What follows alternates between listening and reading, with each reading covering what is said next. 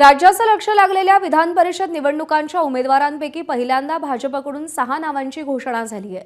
भाजपने अधिकृतपणे महाराष्ट्रातल्या 5 विधान परिषदांच्या जागेसाठी नावांची घोषणा केली, तर विधान परिषदेच्या एका पोटनिवडणुकीसाठी एक म्हणजेच एकूण 6 उमेदवारांच्या नावाची घोषणा केली। त्यामध्ये काँग्रेसमधून भाजपत आलेल्या प्रज्ञा सातव यांना पोटनिवडणुकीसाठी उमेदवारी देण्यात आली आहे, तर सुनील कर्जतकर, माधवी नाईक, संजय भेंडे, विवेक कोल्हे आणि प्रमोद जेठार यांना उमेदवारी जाहीर केली आहे। दरम्यान उमेदवारी जाहीर झाल्यानंतर उमेदवारांनी काय प्रतिक्रिया दिल्या पाहूया। निश्चितपणाने अपेक्षा नव्हती, परंतु ज्यावेळेस विधानसभेला थांबायची वेळ आली त्यावेळेस आदरणीय देवाभाऊंनी गृहमंत्री अमितभाई शाह यांची भेट घालायला दिल्लीला घेऊन गेले होते आणि अमितभाईंनी एकच वाक्य सांगितलं होतं की आप पार्टी की चिंता करो, पार्टी आपकी चिंता करेगी। आणि त्यामुळे निश्चितपणाने काहीतरी संधी किंवा कुठंतरी आपल्याला आपल्या त्यागाचं काहीतरी फळ मिळेल याची शाश्वती होती।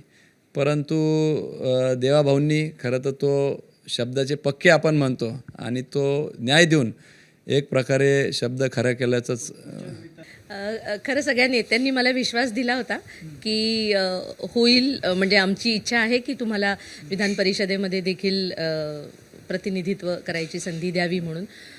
पण आपल्याला सगळ्यांना माहिती आहे की राजकारणामध्ये कधीही काहीही होऊ शकतं, त्यामुळे पण मला आनंद आहे की आमच्या सगळ्या नेत्यांनी माझ्यावरती तो विश्वास ठेवला। ज्यांच्यामुळे तिकीट दिली त्यांच्याकडे पाया तर पडतो साबा। प्रदेश कार्यालयात पोचलो आहे आत्ताच, त्यामुळे खूप चांगली भावना आहे। आणि महाराष्ट्राचे नेते आमचे देवेंद्रजी फडणवीस साहेब, आमचे प्रदेश अध्यक्ष रवींद्रजी चव्हाण आणि आमच्या सगळ्याच भारतीय जनता पक्षांच्या महाराष्ट्रातल्या आणि दिल्लीतल्या सगळ्या आदरणीय नेत्यांचे आभार।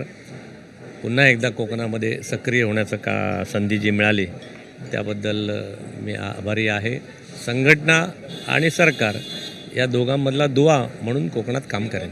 योग्य अवसर आला नाही, संधी मिळाली नाही म्हणून झालं नसाईल, पण सातत्याने काम करणं हा माझा स्वभाव आहे। आणि खरं म्हणजे राष्ट्रीय स्वयंसेवक संघाचा स्वयंसेवक पदाधिकारी 1 वर्ष राहिलो, त्यामुळे स्वाभाविकपणे आपलं काम करत राहणं, पार्टीने जे काम दिलं ते काम करत राहणं ही एक प्रकारची सवय होती।